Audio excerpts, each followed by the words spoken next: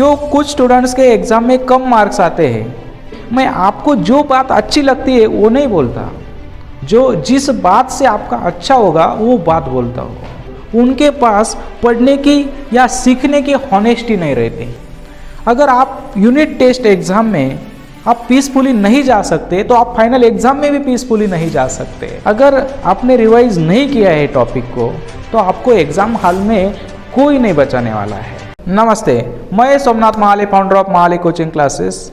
क्यों कुछ स्टूडेंट्स के एग्ज़ाम में कम मार्क्स आते हैं, इसके ऊपर हम चिंतन कर रहे हैं। तो मेरे हिसाब से एग्ज़ाम में कम मार्क्स आने के टोटल 21 रीज़न हैं। उसमें से कुछ 10 रीज़न हमने पिछले 2 वीडियो में कवर किए हैं।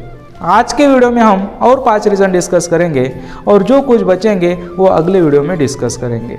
आज का पहला रीज़न मुझे लगता है कि वो पूरी तरीके से क्लास के ऊपर डिपेंडेंट रहते हैं। और ये वाक्य, ये सेंटेंस, मैं खुद एक क्लास चलाता हूँ फिर भी मैं ये सेंटेंस बोल रहा हूँ, क्योंकि मैं आपको जो बात अच्छी लगती है वो नहीं बोलता, जो जिस बात से आपका अच्छा होगा वो बात बोलता हूँ। अगर आपकी पूरी तरीके से डिपेंडेंसी होगी क्लास के ऊपर तो आपका पोटेंशियल कभी बाहर आएगा नहीं और आपके नंबर कभी बढ़ेंगे नहीं।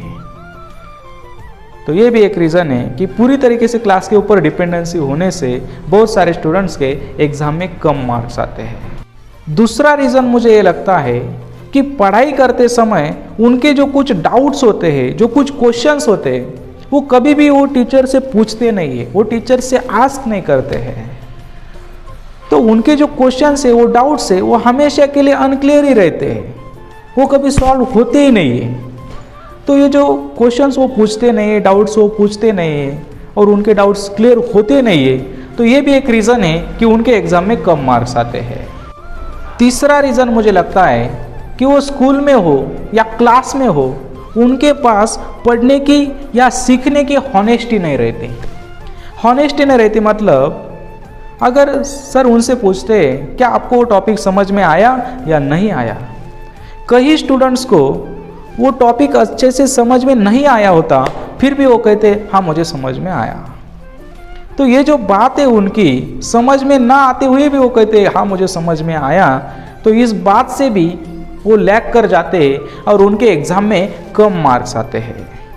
चौथा रीज़न मुझे लगता है कि बहुत सारे स्टूडेंट्स यूनिट टेस्ट या प्रैक्टिस एग्ज़ाम को सीरियसली नहीं लेते हैं। वो बोलते हैं जो कुछ देखेंगे, जो कुछ प्रिपेयर करेंगे, जो कुछ लिखेंगे वो फाइनल एग्ज़ाम में लिखेंगे, पर ऐसा नहीं होता है। एक बात हमेशा याद रखो, अगर आप यूनिट टेस्ट एग्ज़ाम में आप पीसफुली नहीं जा सकते तो आप फाइनल एग्ज़ाम में भी पीसफुली नहीं जा सकते। और दूसरी बात ये कि यूनिट टेस्ट में आपके जितने नंबर आएंगे उसके प्रोपोर्शन में ही आपके फाइनल एग्ज़ाम में नंबर आएंगे। अगर आप यूनिट टेस्ट में अच्छा कर रहे हैं तो इसका मतलब है आपकी प्रिपरेशन अच्छी चल रही है, तो आप फाइनल एग्ज़ाम में भी अच्छा मार्क्स लाएंगे।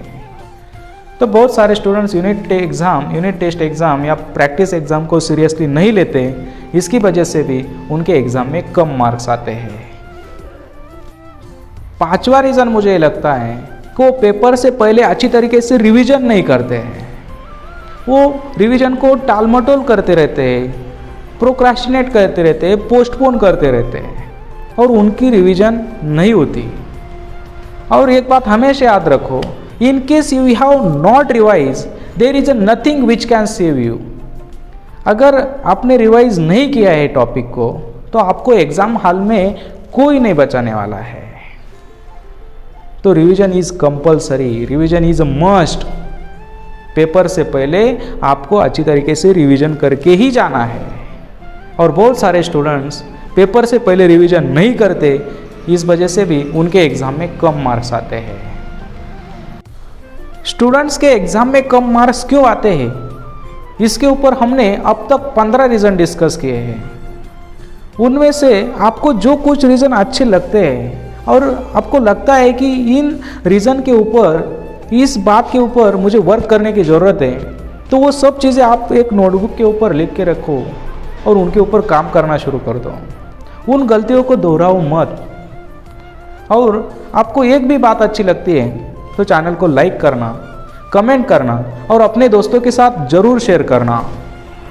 नमस्ते।